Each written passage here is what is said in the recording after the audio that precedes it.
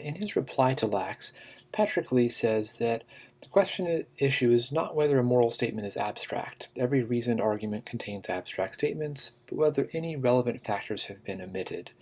And where Lachs and I disagree is on which factors are relevant to the ethical question and which are not. Thus, he says it would be a mistake to hold that my position is abstract while Lachs's position is concrete. One of the things he points out is that while emotions are not to be ignored, they must be evaluated by intelligent assessment of how one's choices are related to the genuine human goods at stake in that choice. It's right, says Lee, to try to remove the pain and suffering.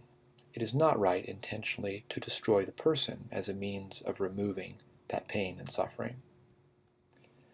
The argument that Lachs advances, says Lee, to support physician-assisted suicide is got three steps, really. First, life is not an intrinsic basic good, and only enjoyable experiences are intrinsically good. Second, for people in situations like Magda's, the bad experiences far outweigh the good ones. And so, third, one can infer that for such persons, continuing to live is pointless. Now, in criticizing this, Lee says, even in his paradigm case, Lachs seems to have ignored important items on the positive side of the ledger. The continuing relationship of Magda to others, including her son, for example. He ends up arguing that the ground for having intrinsic moral worth, or being a subject of rights, is being an individual with a rational nature.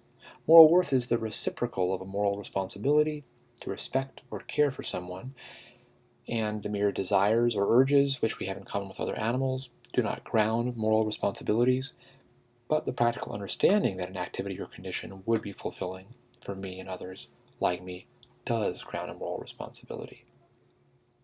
Briefly, before finishing up the article, Lee turns to the legal issue.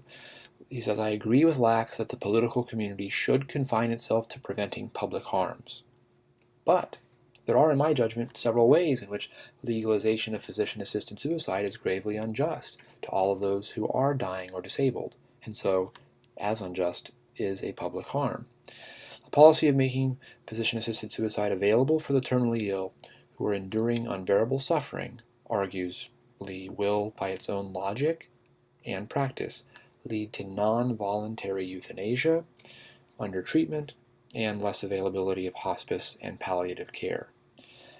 However, most problematic of all, says Lee, the social acceptance of suicide as an apt solution to continuing pain, suffering, and loss of independence when one is severely debilitated would be a strong social affirmation that the lives of many of the weakest and most vulnerable among us are not intrinsically worthwhile.